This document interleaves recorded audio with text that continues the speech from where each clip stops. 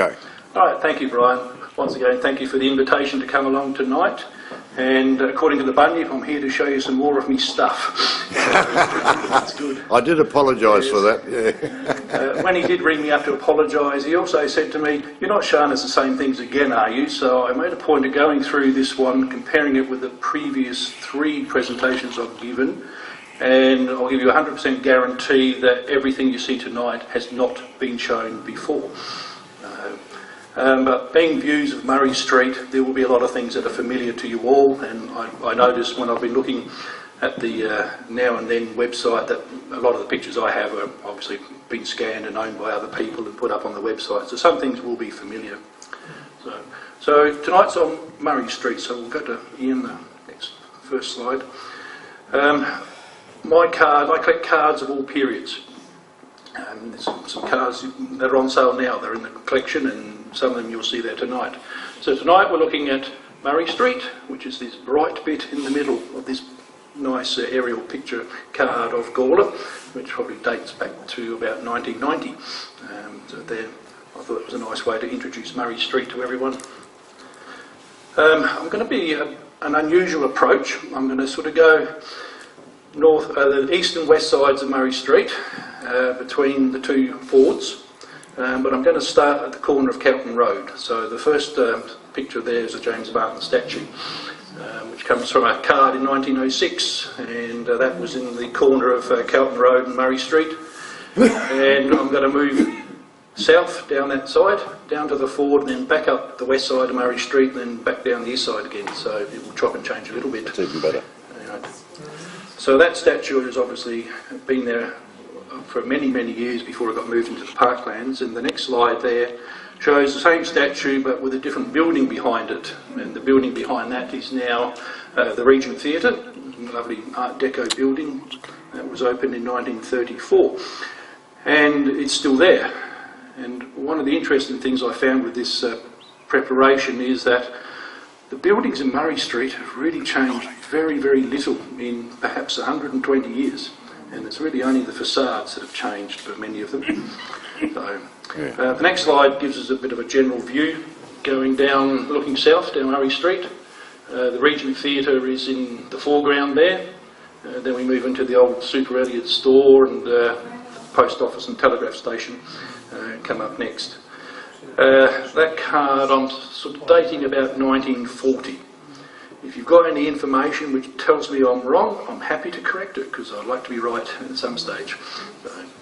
So, the next one's from a photo, gives us a much more clearer shot of that same scene there.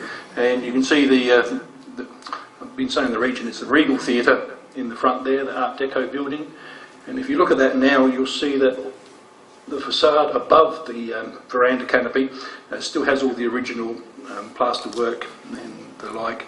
And it'd be a really good building if they ripped down all the signage and glaring shop signs. That was built in 1934, as I said. It became the Ozone Theatre. I do have a card of the Ozone Theatre, but I've already shown that one, so I took it out. And that closed in 1967, and then obviously got chopped up and made into smaller tenancies and the shops. The next series of views are all of the post office. I find it quite fascinating that most postcards that are published of towns all around the world always show off their prominent buildings. Now, in the Edwardian period, the post office appears on only one postcard that I've found. But in more recent years, as you're about to see, it's become one of the most popular views found on Gawler postcards.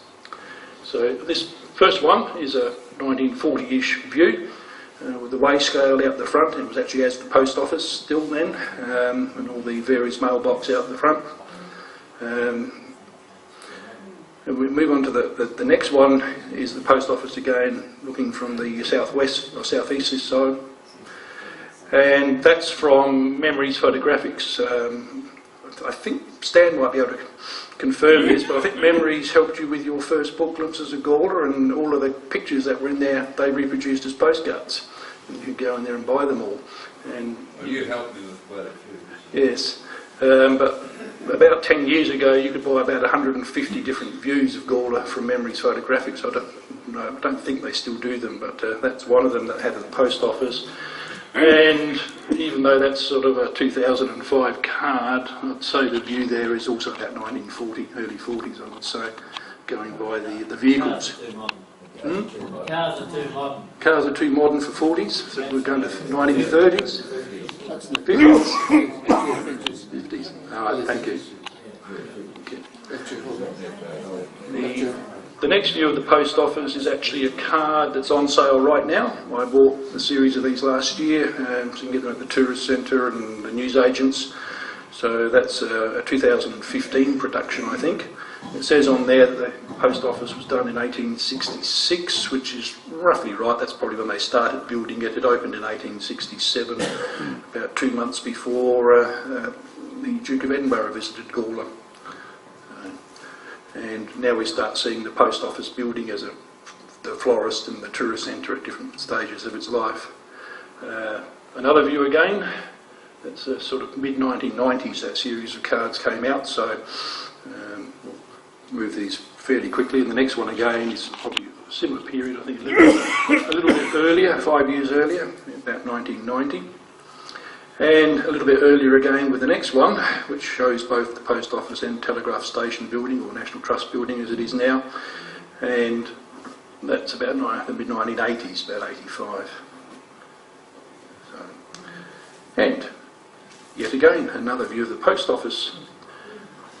This is very much as the 1908, 1909 postcard is of the post office, but this particular example comes from one of those concertina pull-out cards that you can buy with lots of different pictures, and that dates to 1940, which does show you that they did use old photographs and these things, and a lot of photographs had a fairly good duration of use over the years. What year was the National Trust veranda taken off? Do you know? I don't know. The veranda. Of the National Trust. Used to have one. Okay, not there now. I can't remember it with the veranda. Yeah. We'll have to ask Rob Richter. The next view, back to a colour one, also comes from one of these concertina view folders, and I'm dating that one to the mid-1970s. And then we come back to an early card, 1906, which of course gives you much better views of the shops that were alongside it. Yes. There's a veranda. Yeah, but that's a shop next. Oh yes, you're right, there is a veranda. There is a veranda on that building, yes. Okay.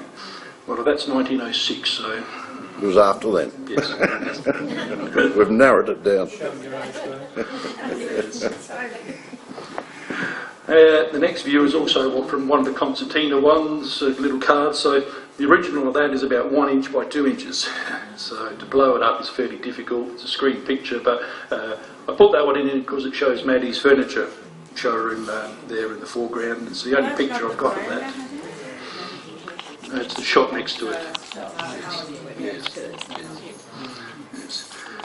So they're all the views of the post office that I haven't shown you before. It's quite remarkable that nearly all the views are in the latter half of that building's life, and not in the early part when you might have thought it'd be a prominent view in the scenes. Going south from the post office, we still have the State Bank, which I've shown you before, the opening ceremony of the State Bank, and the other prominent buildings which I've not seen any postcards of at all are Riddell's building and the Commercial or the South End or the Southern Hotel. I've never seen a card of that building, and they are quite sort of substantial buildings even in their Warningian age.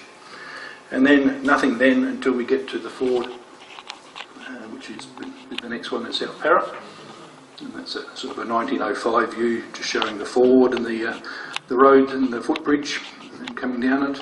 And just to prove it was a Ford, the next shot actually shows the horse and buggy crossing the river. I've seen that as a card, I've seen it as a Bunyip photograph, but this particular picture I've taken from a copy of the Baptist Home Messenger, which I've got a couple of copies of, and that's 1906, so that's definitely dates from that period. And the next card is probably the most recent cards I know of that has been produced for Gawler. Obviously, George Aldridge sketched there of Dead Man's Pass, and put Colonel Light and one of his poor helpers being frightened. So I do try and keep the collection up to date. Now, coming up to the west side. No views at all showing the west side of Murray Street between the Ford and the Adelaide Road junction where Steinborners now are. I'd like some help, please. What's this building on the left-hand side? That's what I want to know. Yes. Now that's standing where Steinborner's yard now is. Yes. There's a deli in the corner. Yeah, well, it says refreshments on the sign there, yes.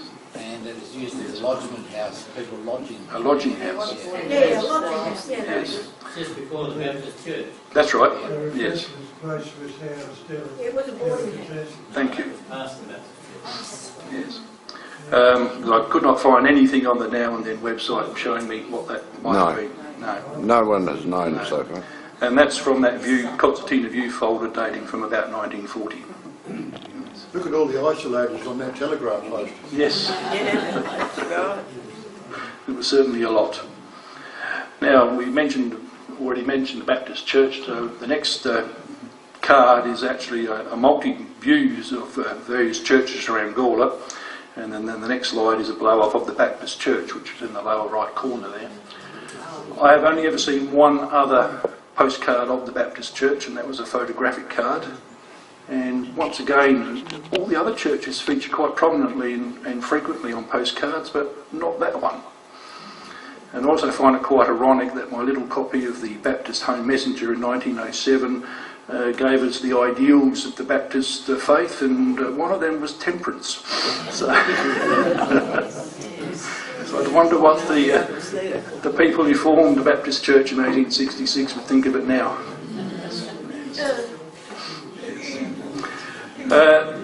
The Globe Hotel, or the Kingsford Hotel, is next. I've shown several cards before showing the Globe Hotel and later it was the Kingsford Hotel.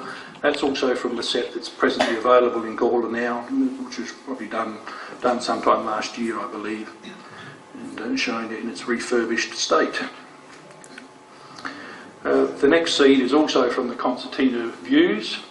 I put that one in there particularly because it shows the garages, which seem to be quite popular in that little stretch, and probably still popular there with all the tyre services and the like. And I'll point out particularly the two pitched roofs there for the garages because they feature on the next slide. That's Voice's Garage. That comes from an advertising book, so it's the late 1920s. I rather love the Model E Chrysler at 80 miles an hour, the Model F Chrysler at 58 miles an hour, so I mean, they're pretty good engines and pretty good cars in the 1920s, and put them through. But I've seen one other view of that particular garage, so they're quite scarce things, and certainly between the wars, photography didn't seem to be as big as it was before or after, for whatever reasons. As I said, apart from the Baptist Church and the Kingsford Hotel, they're the two most prominent buildings between really the South Para and Walker Place. So the next card is a general view. I'm interested that James Martin's had another building on the west side of Murray Street on the Walker Place corner, and I presume that's still the same building that's there now. It's been sort of cut up into shops on the Murray Street side and the larger shop on the Walker Place frontage. No, the old building was demolished. Yes. And once again, you can sort of see the roof types, give you a bit of an idea of what those buildings were used for at that southern end of Murray Street at the time. Now we move on to the west side between Walker Place and Todd Street. So I draw your attention to Dean's Coffee House and Bakery there. Then the next most prominent building is the National Bank building, which is the big one there. Never seen a postcard of the National Bank building. I don't know why. It's one of the most prominent buildings in Murray Street, and never seen one. Anyway. That building on the right-hand side is the Oddfellows. No, that's the Old Spot Hotel. Yes. Is it? Yes. Sorry. Yes. I thought there Yeah. was- So we're looking at the middle of the road between Walker Place and Carlton Road. Yes. It was the veranda. Question was, when did the railway line get taken out of there? The 1930. tramway went to 1931, but I don't know precisely when they pulled the line, the rails up. Yeah, about then. But it would have been early 30s, I would expect. Next Just time they see the serviced rails it. went off to Carlton Road. Yes, Yeah, it swings around. that's right. But certainly at that point in time, the tramway was certainly in operation. Now, the next view, that's a similar view, sort of taken a little bit nearer Carlton Road. You can sort of see the Dean's Bakery again there. Now, the next card, I've seen a number of advertising cards of Dean's, and the caterers there. Now, that bakery on that corner was George Gossard's bakery in the 1860s. George Gossard was a postmaster at Gawler, and I think what happened when they built the new post office that opened in 1867, he sold his bakery business to Mr. Dean, and he ran it for near on 60 years. So it was well there. And I think I have seen an advertisement celebrating his 50th anniversary of running that particular bakery and caterers, and there's a coffee shop, tea rooms, all the like. Which is that one? That's Dean's Bakery, which is where Subway. Yes. Yes. Yes. So that's where, as I say, that's where the Subway sandwich place is now. Moving a bit further north, on the next slide, we have Udunda Farmers. Now, I should be able to work out precisely when that was, because it's described in this advertising book as the brand new showroom for Udunda Farmers. So it's about late 1920s. So we come in there, and of course that's where Ned's is now. In there. They had big walk-around windows. Yes. I think they actually still do. It's just that they've made it a bit awkward the way they've configured the doorways now to do that. But the doorways are much the same, and they're inset. And you sort of end up with the bay windows on the front because of the way they've inset the doorways.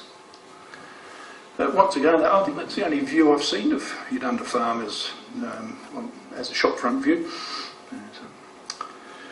Moving a bit further north, we're taking on with the National Bank and the row of shops which take us from the newsagent through to the jewellers on the Todd Street corner. This block of shops certainly features in postcards of the Edwardian period, so it's probably, that row of shops there is easily 130 years old. Quite astonishing, as I said, the different buildings that still exist. And then the final view for the stretch between Walker Place and Todd Street is an internal view of Hamilton's Menswear, when they were on the corner where Brereton's Jewellers are now. And I find interior views of shops are very difficult to come by. They're always highly cherished because, well, you look at the advertising material they have in them, the little dummy there, the collectors will go mad for things like that nowadays. You can find them in good nick. And of course the apparel that's on show and was being sold at the time. On the opposite corner on Todd Street was this gentleman, H.S. Mozart, who used to make gas lamps. And all the old gas lamps pictures that you see in Murray Street, they were all made by Mr. Mozart. And I think all the gas lamps down Unley Road were made by Mr. Mozart, but I've never seen a picture of his premises. So it's quite a nice thing, that. Oh, yeah. Yes. I thought he was on the corner of Jacob.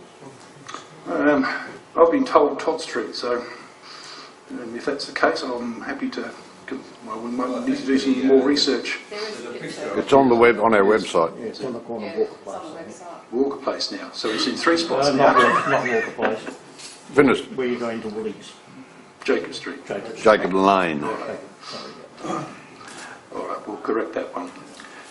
Now, moving further north, we have the row of shops which go from Todd Street through to Essex House. And the only 2-storey one there, I think, is now where the chemist is. And I'm not sure, but I think that is still actually a two-storey building with a facade on the front where you can't actually see that it's 2 stories. Yes. Which was Coles? Stanley used to live above his butcher shop. Yeah. Which was Coles? Terry White's chemist was Coles. That's right. Well, I remember it as Coles, and I certainly remember it as the chemist. So that's the one there.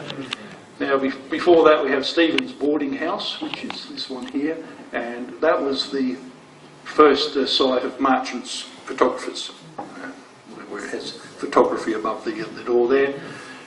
Also in that block was W.H. Cox, who was the mayor, but he used to run a interior decorating. He used to sell paint and wallpaper and all sorts of things like that. He was in that same row of shops. Then we move on to Shears. Now, that's the original Essex house that was built in the 1905-1906 period. And of course it was half the size of what it presently is now, and I'm told that was the southern half, and they put the other half on later. So this was 1905. The next card is actually the back of that card there, and that's some of his opening specials when they opened the store. So we can see, because a lot of those things you wouldn't even know what they are now. But I think the gents black cashmere half hose would be quite nice. It's woolen and 6 cents a pair. Yes. A drill coat at 1.11 and boots at shilling a pair. And I'm not sure what strong leather Balmorals are. I think they're probably shoes, yes. 4.11 a pair, yes. So, as I said, the Shears cards at that time, the next one along is from a publisher in Ballarat called F.W. Niven, and he is probably one of the most collected postcard publishers in Australia. He did cards of this quality for businesses right across Australia, and these things are very keenly sought after and always fetched 3 figures in auctions, so they're quite good. And the only Niven cards for Gawler are Shears and James Martin's and May Brothers. The only ones I've seen. So that's a good shopfront card just after the opening. The next card is also another interior view. I know that's 1910 because it's printed on the back. But there we are, the millinery department, and you can see there, even then they had the Flying Fox system there installed in 1910.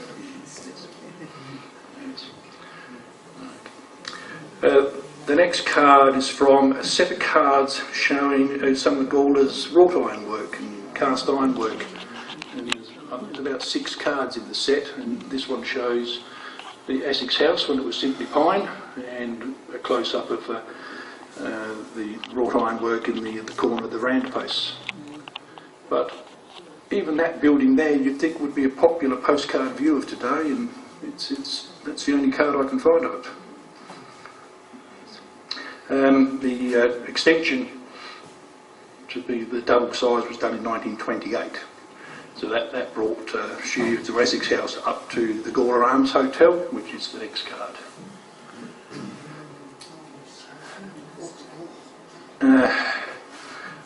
I actually have 2 postcards of that precise same photograph. One of them is written by a young lady called Dorothy, who says that she's the lady stood up there. And the same card tells us that the girl stood down the bottom row is Lottie, her sister. And Dorothy and Lottie's father is one of the gentlemen on the bottom. How about that? I don't know the surname. It's so frustrating when you get these things. Yes. So if anybody knows a Dorothy and a Lottie about that age, we might be able to identify some more of the people on that particular card. That also dates from 1906, and you'll see it's actually got a photographer's imprint on the side there. It's A.R. Lyle. A.R. Lyle was a competitor to Marchant, and his studio was across the road from Marchant's. Moving now to Jacob Street to Fitters Street. So once again, this block of buildings is pretty much the same. Yes. So presently, that side of the street takes us from the Optus shop on the Jacob Street corner, or Jacob Lane corner as it is now, through to the sewing centre onto the Finnis Street corner. And in here we can see, oops, we've got back, thanks Ian. So we can see that Marchant Studios have now moved, so they're in the shop where most of us will remember that they were. We also see Rawling and Freaks are there on the immediate right-hand side. Hairdresser. Yes, and there's also the chemist, the pharmacy there, which I presume is the one that's there now, on the area there. And the shopfront sign to the side of that is Amscol Ice Cream, so I presume there's a snack bar or ice creamer in that particular premises. I think that was Diekman's. No, Deekman's was down by Subway. So, that was Diekman's, was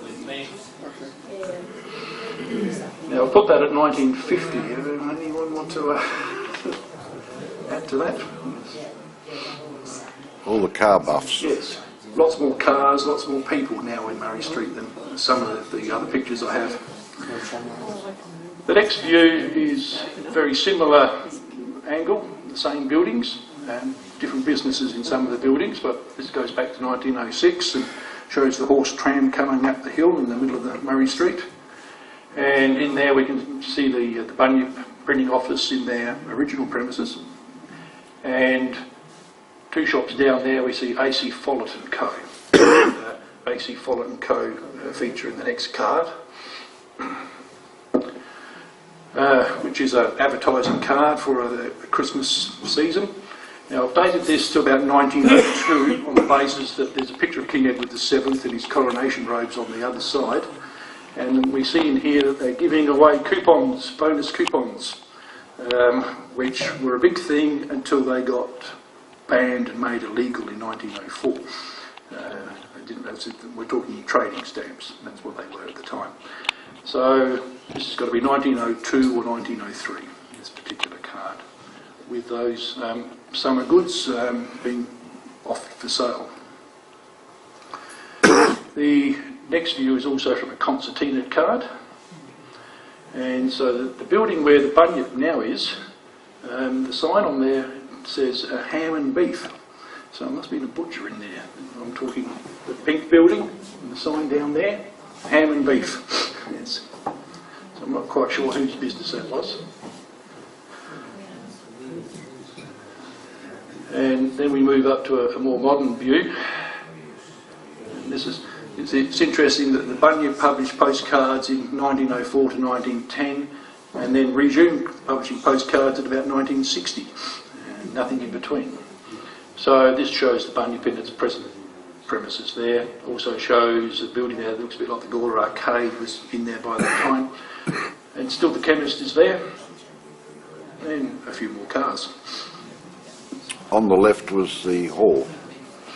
The left was the hall. That's the, This building here. yeah, demolished.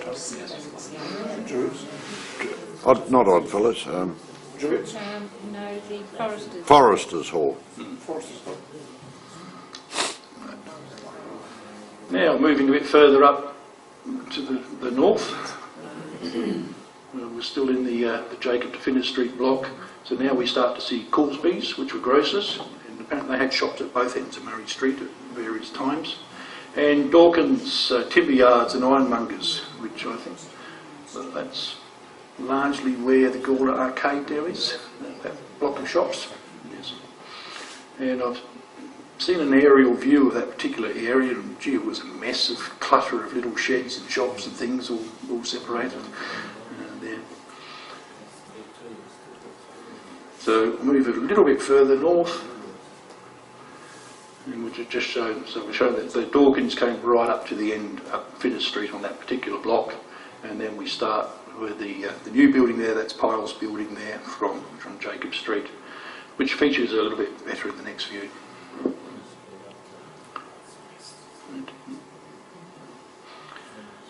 Right. So Pyle's building is this one, which of course is where Tony Piccolo's got his office, and that goes through to the shop on the B Music shop on the end, which is a separate building, but it's adjoining a particular store. Now that was used to be one shop on the ground floor, a bit like a department store, like a Harris Scarf type of store, selling all that sort of merchandise. And R.J. Lavis, I think he ended up as manager at Harris Scarfs in their Hiney Street shop after this one. You can still see the sign Gawler cash stores there, still 120 years later, Yes, right? that's right. Now, prior to Lavis owning it, that business was owned by Edward Lucas. And that's the next slide, shows actually an 1890s photograph rather than a postcard of that building when Edward Lucas ran it as a department store. And Malcolm Lucas owns it now. Okay, wonder if he's related. Don't know. No. No? No, okay. And the next view is the memorial that used to be in front of the Mothers and Babies Health Centre there for the Charles Sturt exploratory party. And the brass plate's been taken off that one there, and it now sits on the wall in between the Bee Music shop and the sports clothing shop. Bit of a shame that they had to demolish that. And we move up now to the Cowan Street corner, so that's actually from Cowan Street looking towards Murray Street, and we can see the McKinley Monument there and the shop that we all knew as Winnan's store on the corner there. The blacksmith shop. Yes. And then north of Cowan Street, where Coles now is, was the Albion Flour Mill, and the building on the right hand side is the tram barn, which I mean, I can remember the tram barn still being there when the railway station was there. So the only other building there, of course, is the Gawler Central Railway Station. I've shown that card before, so I took it out. And then really then there's nothing then until you get to the North Para Ford, which is the next view. And that's one of the sand miners, or the gravel miners in the ford. And the footbridge that used to be there, and then of course the actual ford, you can see the road which is coming down behind the bridge, which of course is where Clonley Park now is. So that takes us to the north end of Murray Street. So now we'll come back down the east side of Murray Street. And the next view we have sort of a couple of modern views of Pioneer Park. So this particular one's sort of about 2006. I don't know who was publishing these because they're really just almost plain photographs with captions, and they were being sold as postcards. And then the next card, the Rotunda, is one from this set that came out last year. And of course there is another modern view of Pioneer Park, which is the triple car, which shows the cannon or the field gun, and a few other views, which I showed that when I did the World War I particular talk. Right, then moving further south, we have the McKinley Monument. Now that's the other half of that card that I showed you earlier, showing the James Martin statue. So that card has two views, and that's the other half of it. So that's 1905. And we'll see one of Mozart's acetylene gas lamps on there now. Be nice to put that back, but I'm sure it wouldn't last long. A couple of bollards there too. Yes. Moving a bit further south. So I'm sure this sign faces Cowan Street. To give you an idea where that is. We can see there the old grain store and the Exchange Hotel, and on the other side the Hillier's Butcher. Now I've shown a card before showing Hewitt's Butcher in that same particular shop, so I would date that a bit differently. And I'm sort of looking at about 1950 for that one, and then we're back to the classic Edwardian postcard age, 1906, where we have I's grain store and the Exchange Hotel, then the garage on the corner, and then Lindop Road heading up to the left. And I accidentally put this card in twice. It's, one to show Piles Building on one side, one to show the Exchange Hotel on the other. Now, this next view is definitely 1915 because it's an advertising card for a sales rep to come and visit a particular shop in Gawler. So in the middle of the war, the street still looks fairly desolate. The Exchange Hotel looks much the same as it does now. And then of course on the corner where Office National is now, this is one of two garages that I found that were on Murray Street. I put this at 1920, which I think is about right, but it was certainly in Murray Street a lot earlier than 1920. It's quite a good shop with all those vehicles in the front of it. It's very poor condition, sadly, but it is quite nice. And of course, Aero Motors has been in there. There's been an antique shop in there, and as I said, Office National are there now. Midas mufflers were there? Yes, they were. And this, I've noticed on the Now and Then website that there is a picture of his store, Release Cycle and Motor Works, in the building about where Bob Jane or Gawler Tyre Service now is.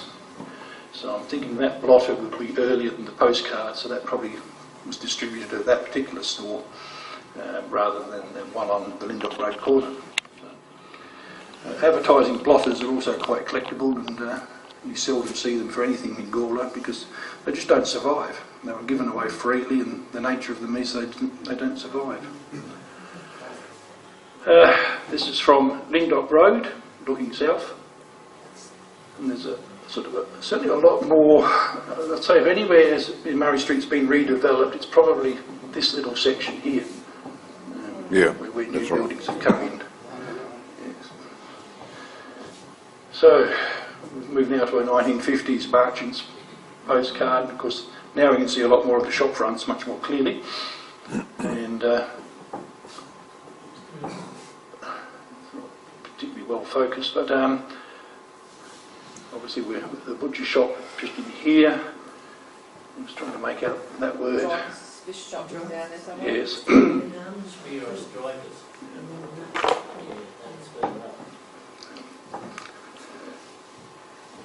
And moving a bit further south, Coulter's Furniture Warehouse.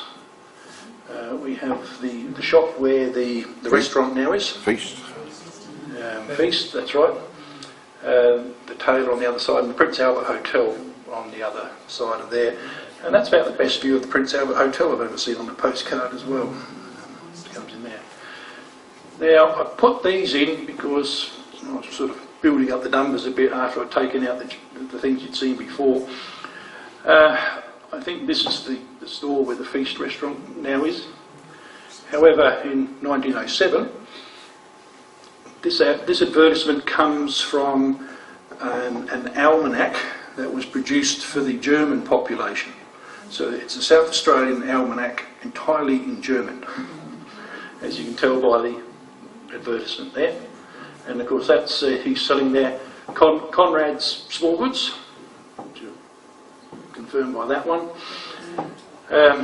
He's also getting ham and small goods fresh daily, and the advertisement on the in English there tells us that it was a small goods store specialising in hams.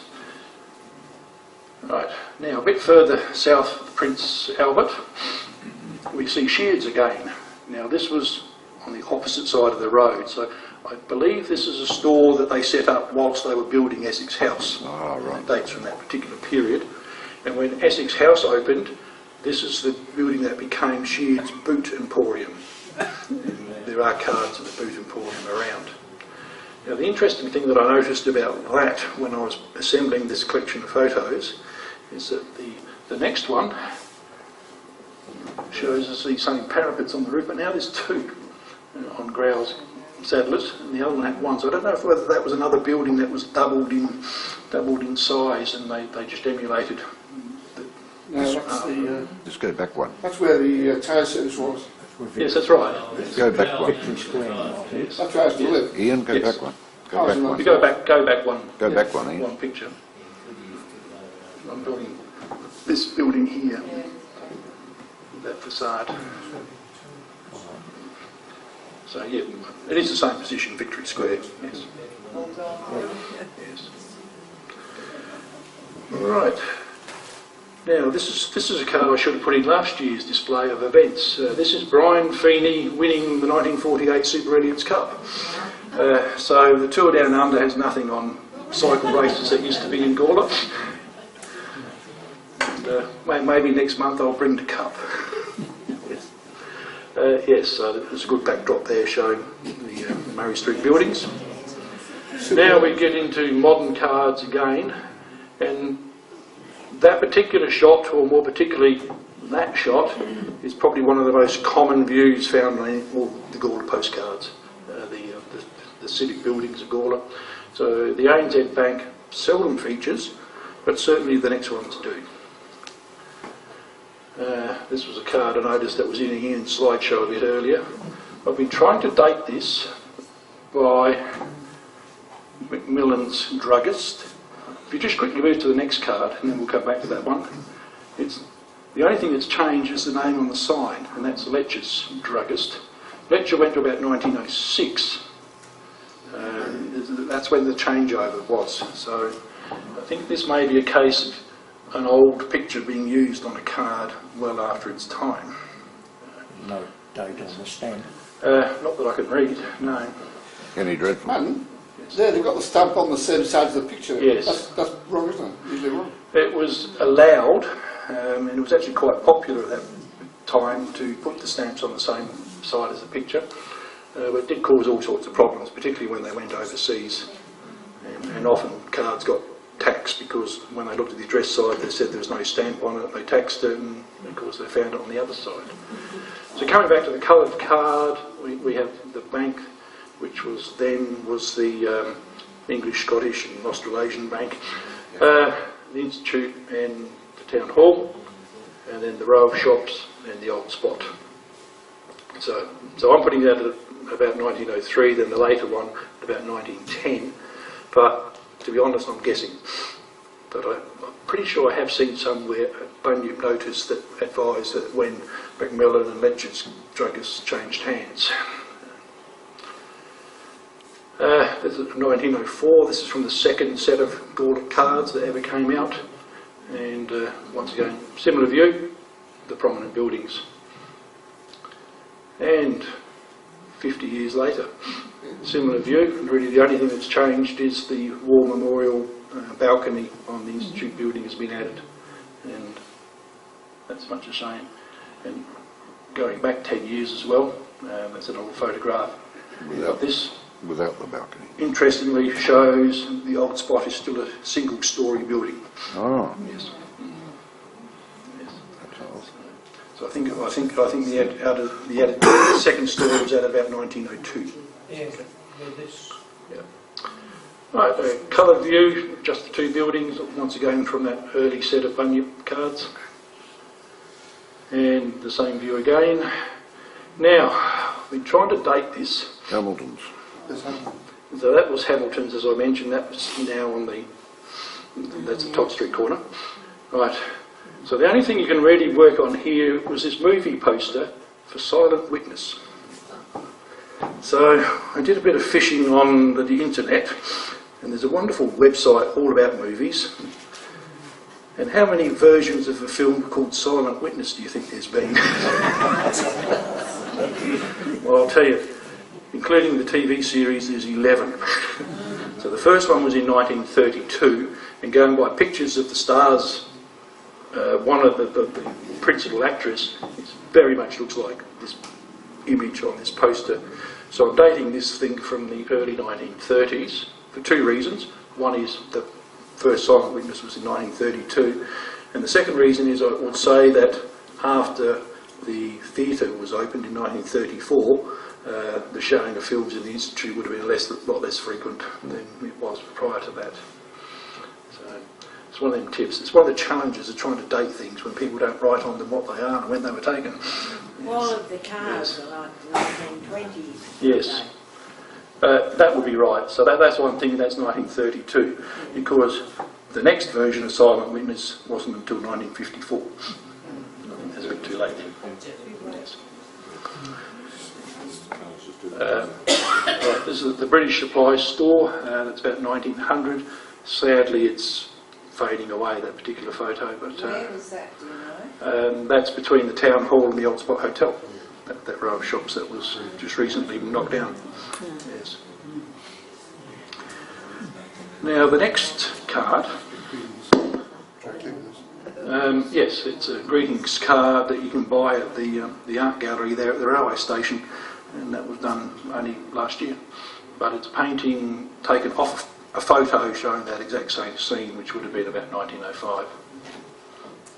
And the store we mentioned before, that's the one with the veranda and the two colours.